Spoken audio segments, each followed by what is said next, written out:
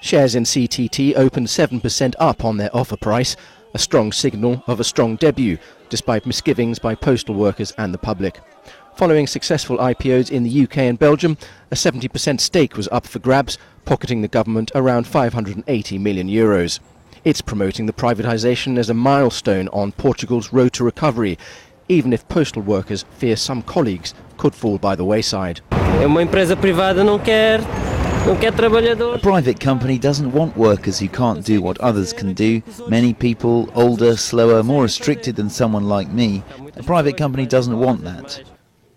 Portugal has to sell off state assets as part of its bailout programme, which it wants to exit by next summer. It hopes a successful bond issue this week may also convince investors that Portugal is getting its act together. There are still doubts. Troika officials from the IMF, the ECB and the EU are currently reviewing progress. They're expected to examine very closely whether Portugal can deliver drastic reductions in state budgets, a tough ask made tougher by the possibility of legal challenges to cuts in civil service wages and pensions. Ishak Siddiqui of ETX Capital.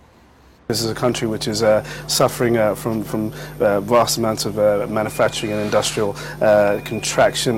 They don't really produce anything anymore, and I think when it comes to Portugal itself, it's a country with political instability on board, and I think it's very shaky going into the next 2 or 3 years. I think it's going to be very difficult to find some sort of optimism in Portugal. On its own merits, the privatisation programme looks more positive. Portugal has already sold stakes in power firms EDP and REN and airport operator ANA, raising €6.4 billion, meaning that it's beaten its 2013 bailout target by nearly $1 billion.